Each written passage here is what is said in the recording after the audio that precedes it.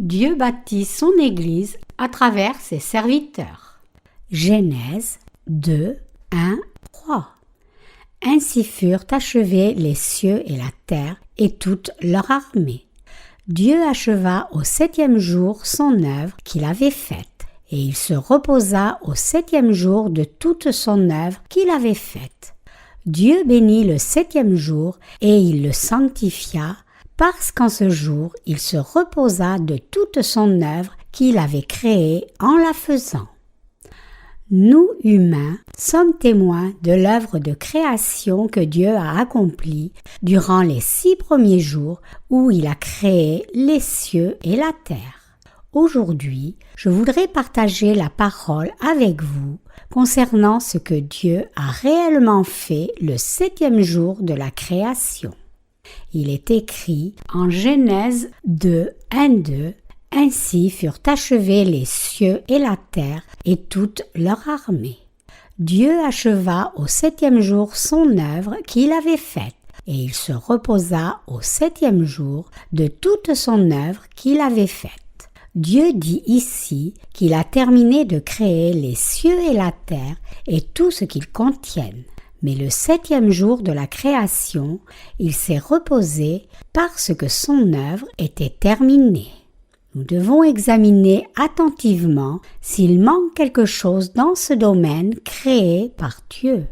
C'est notre Dieu qui a créé les cieux et la terre, mais y avait-il quelque chose d'imparfait ou de manquant dans toute la création de Dieu?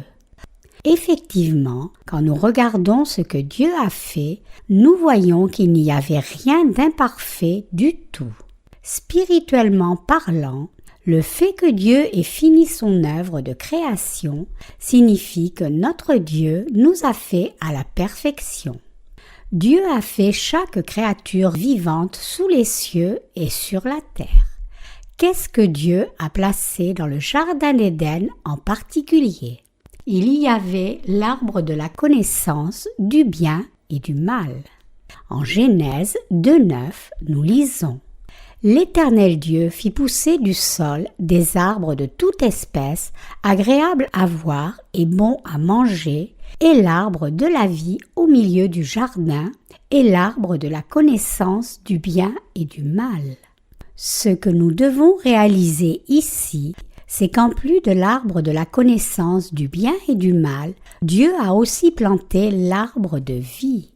En d'autres termes, on devrait comprendre que Dieu a tout planifié à la perfection pour permettre à l'homme de manger de l'arbre de vie et de vivre là éternellement. Les possessions de Dieu deviennent nôtres en croyant en sa parole. La lecture des Écritures d'aujourd'hui nous montre que Dieu a fini toute son œuvre de création le 7e jour. Dans toute l'œuvre de création que Dieu a accomplie, il n'y avait ni rien d'imparfait, ni rien de manquant. Pendant les 6 premiers jours, Dieu a fait l'univers entier et tout ce qu'il contient à la perfection. Aujourd'hui, qu'est-ce que Dieu nous dit de faire après qu'il ait tout fait à la perfection comme cela? Dieu nous dit en Genèse chapitre 2 et 3 de manger de l'arbre de vie et de jouir de la vie éternelle pour toujours. Qui a le droit de prendre ce domaine fait par Dieu? Dieu dit que c'est nous, les rachetés, c'est notre foi en sa parole qui nous donne la possibilité de jouir de tout le domaine de sa création. En d'autres termes, ceux qui sont autorisés à jouir de tout ce que Dieu a accompli sont ceux qui ont foi en sa parole. Seuls les gens de foi qui connaissent et croient la justice de Dieu peuvent accomplir toutes choses dans le domaine de Dieu et jouir de leur accomplissement. Par contre, ceux qui n'ont pas foi en la justice de Dieu sont incapables de jouir du domaine de Dieu et en sont chassés. C'est ce que Dieu nous enseigne en Genèse chapitre 2. Il est écrit dans la lecture des Écritures d'aujourd'hui: « Ainsi furent achevés les cieux et la terre et toute leur armée. » Dieu acheva au 7e jour son œuvre qu'il avait faite et il se reposa au 7e jour de toute son œuvre qu'il avait faite. Genèse 2, 1, 2. Comme c'est dit ici, Dieu a fini toute son œuvre de création le 7e jour.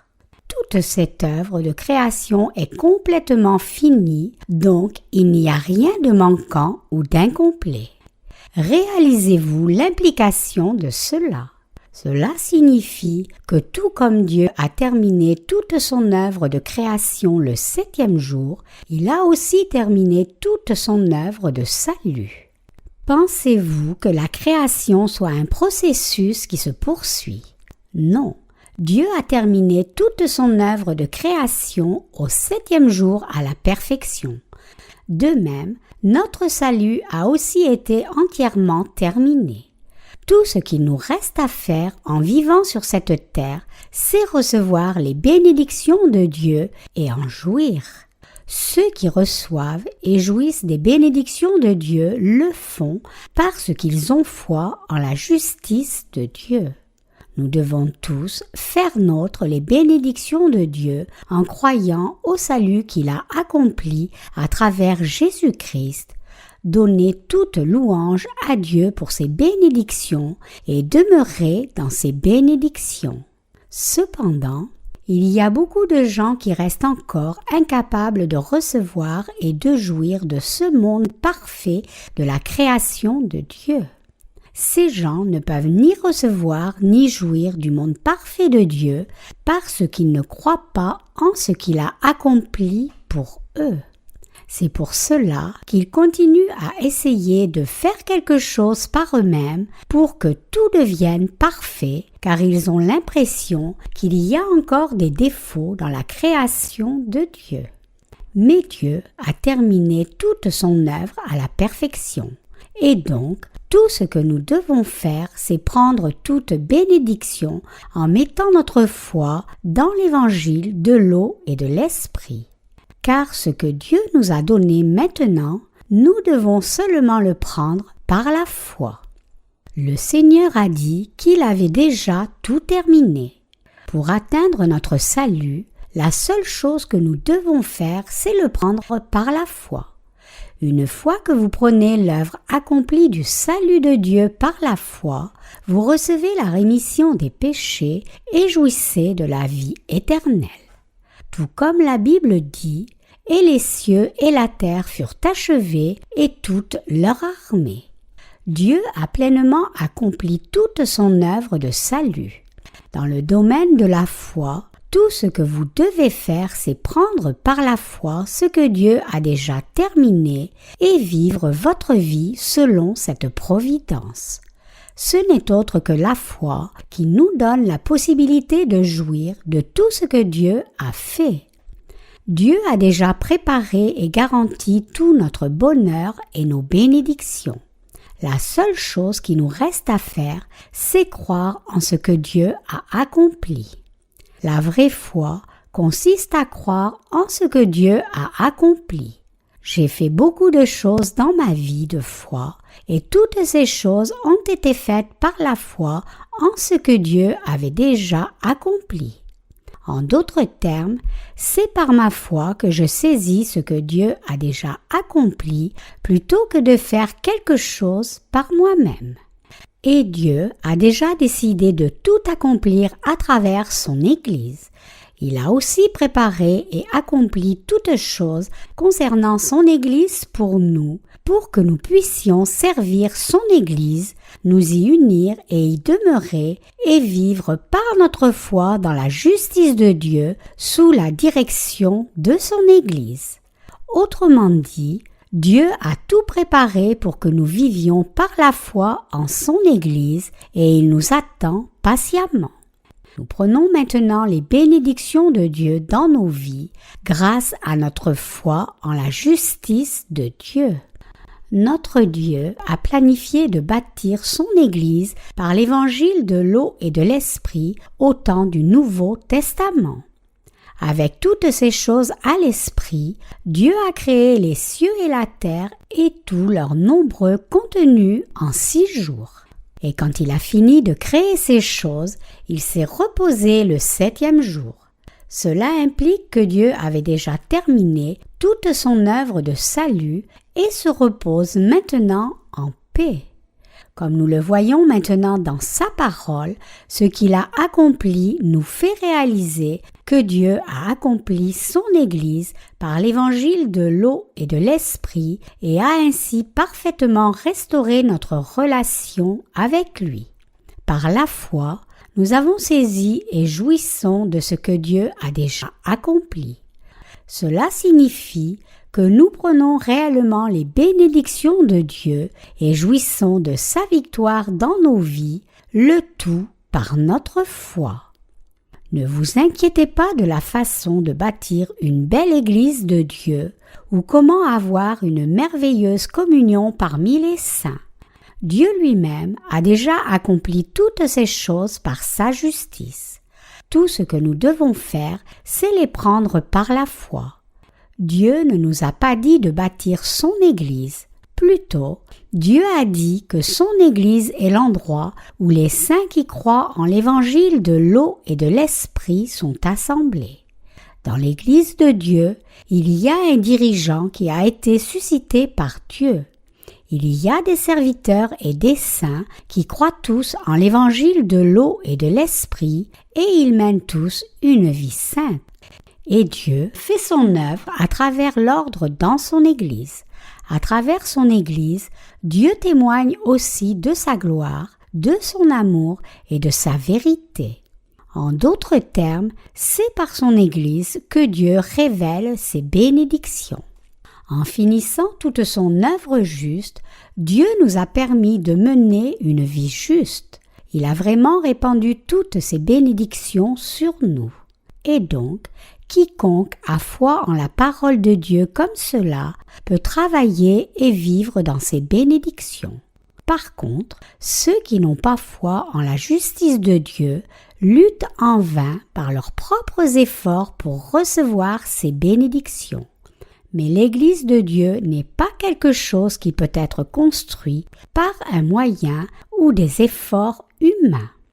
Christ est notre époux et nous sommes ses épouses. Si Dieu le Père nous reconnaît comme les épouses de son Fils, alors nous sommes effectivement les épouses de Jésus. Cela ne peut pas être nié aussi longtemps que Dieu nous a approuvés comme épouses de Christ. Dieu le Père a planifié avant même la création de faire de nous les épouses de son Fils en Jésus-Christ et il a accompli cela parfaitement. Il nous a scellés comme épouses parfaites pour qu'il n'y ait rien de plus à régler ou à ajouter. Dieu nous a rendus parfaits. Savez-vous comment Dieu a bâti son Église? Savez-vous comment l'œuvre de justice de Dieu s'est faite jusqu'alors? Quelle est la vraie Église de Dieu? Reconnaît-on l'Église de Dieu en regardant ses rituels de culte? Si oui, un pasteur doit-il prêcher dans une soutane rouge au moment du culte dans l'Église de Dieu? Ou doit-il faire des rites dans une soutane bleue? Sinon, doit-il prêcher dans une soutane violette? Non, ces rituels de culte ne sont pas importants. La Russie est devenue un pays communiste pendant que son Église orthodoxe se disputait sur ce genre de sujet. À moins que vous ne réalisiez comment la vraie Église est bâtie, vous focaliserez toute votre attention et votre énergie sur quelque chose d'autre qui est complètement erroné et par conséquent manquerez de saisir ce que vous avez vraiment besoin de comprendre, c'est-à-dire l'évangile de vérité de l'eau et de l'esprit. Cependant, une fois que vous découvrez l'évangile de l'eau et de l'esprit et y croyez, vous pouvez saisir l'Église de Dieu par la foi. La volonté de Dieu est certainement accomplie si nous la servons par la foi. Vous serez vraiment bénis si vous réalisez combien tous les plans de Dieu sont parfaits. Ceux qui ont pris les bénédictions de Dieu par la foi et sa justice ne vivent jamais en vain. Avant que vous ne disiez que vous croyiez en Jésus-Christ, vous devriez d'abord réaliser ce qu'est l'Église de Dieu, ce qu'est son amour et ce qu'est la vraie foi en la justice de Dieu réellement. Que devrions-nous saisir dans nos cœurs et que devrions-nous rejeter? La bonne réponse se trouve dans la justice de Dieu inscrite dans la Bible. C'est par votre foi en la justice de Dieu que vous êtes en mesure de saisir tout ce qui est planifié et accompli par Dieu. Toute la justice de Dieu et toutes ses bénédictions se trouvent dans sa parole. Que nous dit la Bible à la fois dans les deux testaments? Elle nous ordonne de vivre par la foi.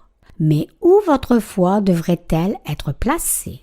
Notre foi doit être sans faute placée dans la justice de Dieu alors que nous menons nos vies. Mais beaucoup de gens ne connaissent pas la vérité du salut que Dieu a complètement accompli et c'est précisément pour cela qu'ils vivent en dehors des bénédictions de Dieu et le blâment pour leur propre misère. Tant de vies sont détruites parce qu'elles ne connaissent pas la justice de Dieu. En d'autres termes, les gens rejettent l'amour et les bénédictions de Dieu parce qu'ils sont totalement ignorants de la justice de Dieu et adorent des idoles à la place. À moins que vous ne connaissiez et ne compreniez la justice de Dieu, vous finirez inévitablement par vous y opposer. Trop de chrétiens de nos jours ont cette notion qu'ils font l'œuvre de Dieu, mais en réalité, ils n'ont pas la moindre idée de sa justice. Cependant, tous ceux qui croient en l'évangile de l'eau et de l'esprit peuvent marcher dans la voie de Dieu par leur connaissance et leur foi en sa justice. Dieu leur a donné toute bénédiction et ils peuvent la prendre par la foi et en jouir dans leur vie. Dieu veut donc accomplir sa volonté à travers ceux qui vivent par la foi en sa justice. C'est à travers ces gens-là qui suivent sa volonté que Dieu témoigne de tout à propos de lui-même. Ainsi, le royaume de Dieu est bâti et accompli sur la terre à travers ceux qui croient en la justice de Dieu. C'est ainsi que le royaume de Dieu est accompli sur cette terre. Donc, je vous demande à tous de vivre par votre foi en la parole de Dieu. Maintenant, nous devons tous saisir et croire en cette justice de Dieu qui a déjà été entièrement accomplie. Dieu le Père n'a-t-il pas accompli toutes ses œuvres justes à travers son Fils Jésus-Christ? Il a effectivement tout terminé. Cela signifie que Dieu a complètement accompli le salut de la race humaine. Cependant, au lieu de croire aux œuvres de salut accomplies par Jésus et de le suivre, beaucoup de chrétiens de nos jours croient que Jésus n'a pas encore accompli leur salut. Par conséquent, tous leurs péchés restent intacts dans leur cœur. Si vous êtes un tel chrétien, alors, en ce moment même, vous devez rejeter vos notions et croire en la justice de Dieu de tout votre cœur. Votre cœur doit trouver le repos par la prise de conscience et la croyance que Dieu vous a sauvé parfaitement de tous les péchés du monde. En d'autres termes, vous devez planter la paix dans votre cœur en croyant la parole du salut même que Dieu a déjà accomplie. Dieu a terminé toute son œuvre de création le 7e jour.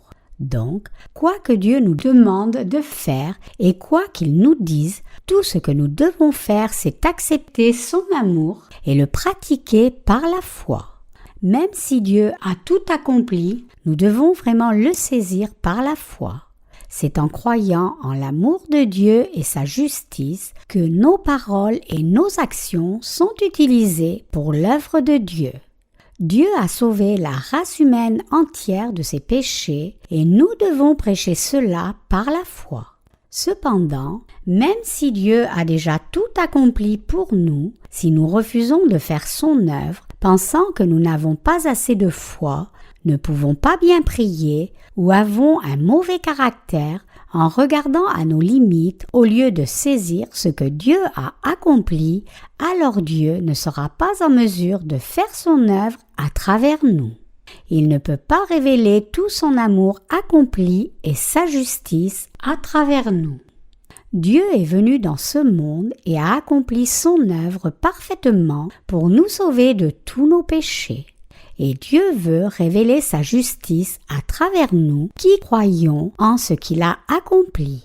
Donc, quand Dieu nous demande de faire son œuvre, nous devrions réaliser et croire que même s'il nous a fait être fragiles et pleins de limites, il a déjà accompli l'œuvre de salut pour nous délivrer du péché et nous a donné la possibilité, en dépit de nos limites, de diffuser son œuvre dans le monde entier.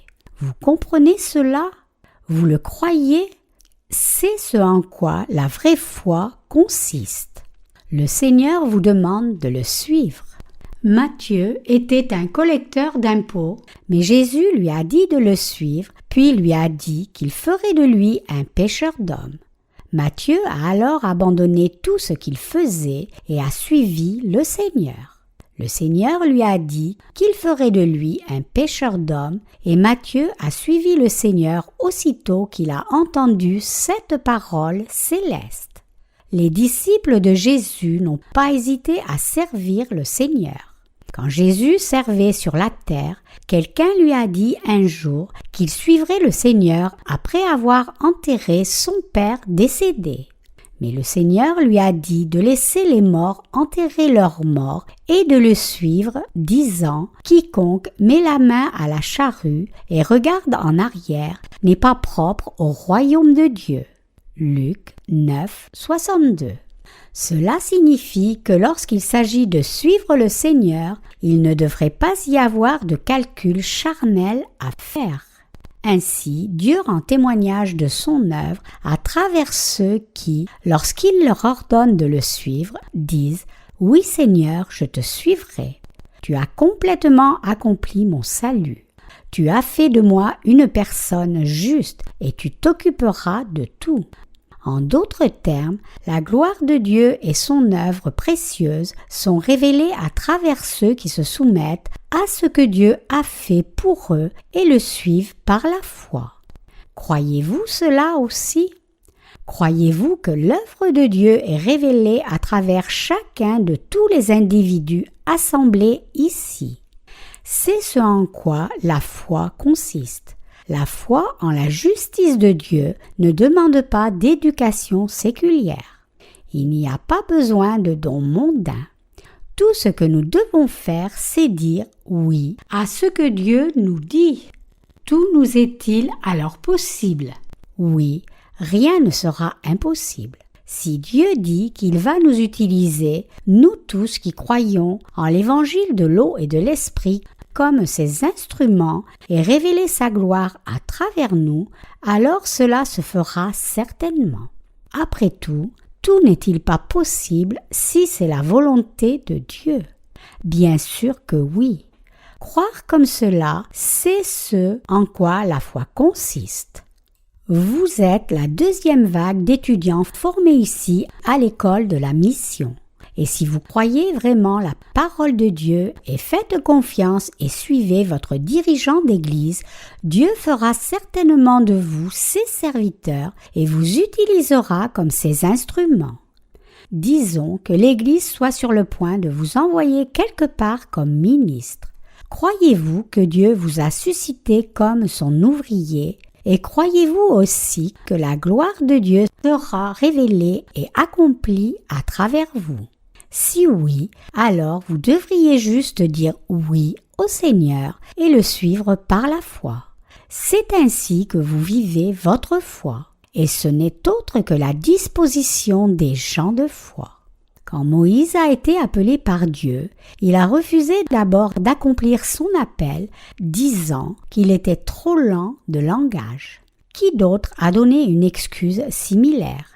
Jérémie a aussi dit qu'il était trop jeune et pas assez éloquent pour accomplir son appel. Mais Dieu leur a dit « Ne craignez pas, allez et parlez quand je vous le dirai. Et quand Moïse et Jérémie ont obéi à cette parole, l'œuvre de Dieu a été accomplie exactement comme il avait été promis. Sa volonté s'est ainsi accomplie. Implanter l'Église de Dieu. Pourquoi faisons-nous l'école de la mission? C'est pour diffuser l'Évangile de Dieu. L'Église de Dieu est absolument indispensable pour prêcher l'Évangile de l'eau et de l'Esprit à chaque nation de ce monde. Pour accomplir cela, des serviteurs de Dieu doivent être levés partout dans le monde. Nous devons lever des ouvriers de Dieu. Ce qu'il faut, ce n'est pas un grand bâtiment d'église. Cela suffirait si des serviteurs de Dieu étaient levés partout pour prêcher sa vraie parole. Quelques églises devraient être implantées dans chaque région et plusieurs supplémentaires dans une grande région. L'Église de Dieu est nécessaire partout, à Séoul, Incheon et chaque ville satellite autour. Beaucoup de nouvelles villes se sont développées récemment, mais que faut-il là-bas? Elles ont toutes besoin de l'Église de Dieu qui prêche la vérité. Ce n'est pas une église extravagante dont il y a besoin. L'espace n'est pas non plus un souci.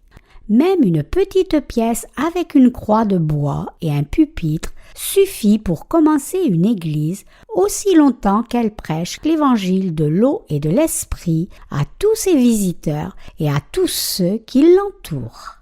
Une telle église est absolument essentielle. Nous avons ouvert notre école de la mission récemment, mais j'ai toute confiance que Dieu a déjà accompli toute son œuvre à travers son Église. C'est-à-dire qu'il a déjà expié tous nos péchés et a fait de nous ses saints.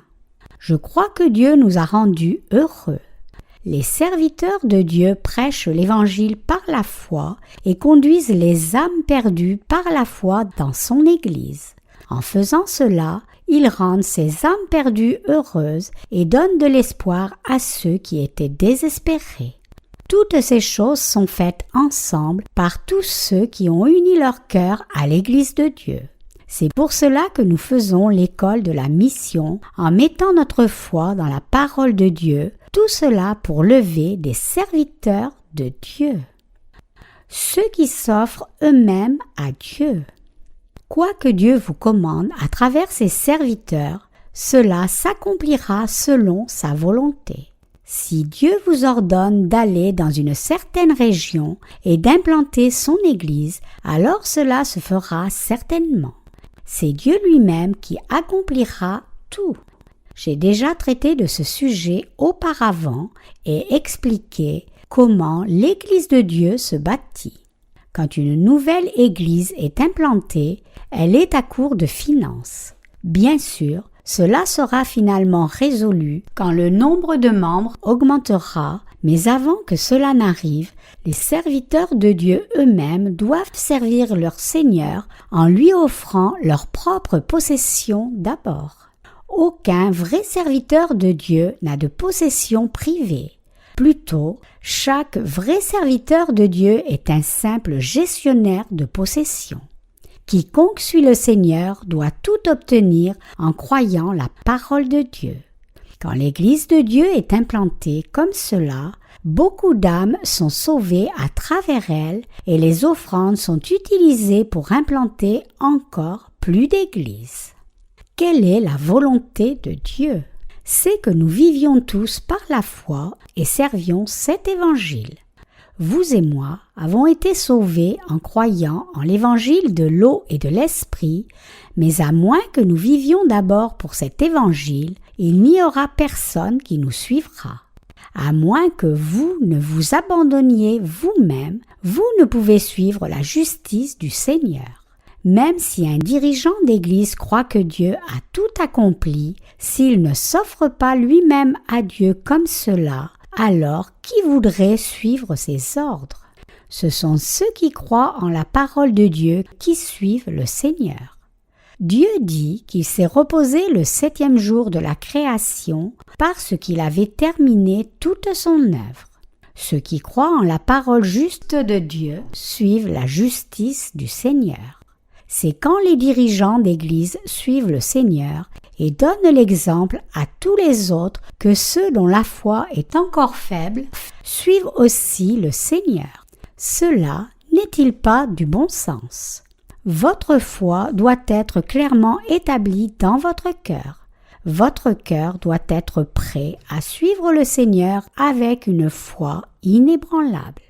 Dieu a déjà accompli son œuvre de salut pour délivrer tout pécheur sur cette terre. Cependant, même si Dieu a accompli cette œuvre, beaucoup de gens sont encore détruits à cause de leurs péchés parce qu'ils ne connaissent simplement pas cette vérité. C'est pour cela que cette œuvre de salut que Dieu a accomplie pour nous doit être attestée à tous. Qui s'offrira alors lui-même pour cette œuvre? Qui abandonnera sa vie pour rendre témoignage de l'Évangile et le prêcher? Qui vivra réellement pour la vérité de l'Évangile de l'eau et de l'Esprit? Qui déclarera à chaque nation et chaque tribu ce que Dieu a complètement accompli? Ce n'est autre que nous qui connaissons et croyons cette vérité. Dieu nous dit « Lève-toi et brille ». Tout comme notre Seigneur a dit au prophète Ésaïe d'aller et faire briller la lumière, il nous demande de nous lever et de faire briller la lumière de cet évangile authentique. Dieu parle à ceux qui connaissent sa volonté. Il ne parle pas à n'importe qui ne connaissant pas sa volonté, mais il parle seulement à ceux qui croient en sa volonté, leur disant qu'ils sont ceux qui sont appelés à faire son œuvre. Autrement dit, Dieu dit à chacun de nous d'aller et de faire briller la lumière de son salut parfait. Dieu ne confie pas son œuvre à ceux qui ne croient pas en sa justice. Quand les disciples de Jésus lui ont dit qu'il y avait trop de moissons et lui ont demandé d'envoyer plus d'ouvriers, le Seigneur leur a dit alors d'y aller eux-mêmes. Ainsi, quiconque connaît la volonté de Dieu fait l'œuvre de Dieu et le suit. Pouvez-vous dire Amen à cette parole? Disons tous Amen. Nous ne faisons pas l'œuvre de Dieu pour quelqu'un d'autre. Nous faisons son œuvre pour accomplir sa volonté. Cette œuvre n'est pas faite par notre propre volonté ou nos efforts.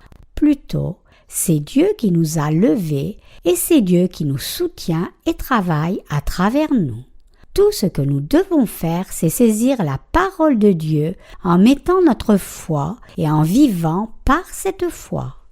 Nous devons tous réaliser ce que signifie saisir la parole de Dieu par la foi. Comprenez-vous maintenant quelle est la volonté de Dieu? La volonté de Dieu, c'est que nous servions tous l'évangile de l'eau et de l'esprit. C'est aussi la volonté de Dieu que nous voyions le Fils de Dieu et croyions en lui. Et comme cela, nous travaillons tous inlassablement pour rendre témoignage de cet évangile. Je prêche l'évangile de l'eau et de l'esprit et travaille très dur dans l'Église de Dieu. Et alors que je continue mon travail comme votre dirigeant, il devient très clair pour moi de savoir qui est complètement uni à l'Église de Dieu et qui ne l'est pas. Il y a un chant d'évangile en Corée qui dit « Ne montre pas l'amour avec tes yeux, ne parle pas d'amour avec tes lèvres ». Ainsi, il y a certains ouvriers qui louent le Seigneur seulement des lèvres et s'engagent dans d'autres choses. Mais ce n'est pas ce que Dieu attend de nous.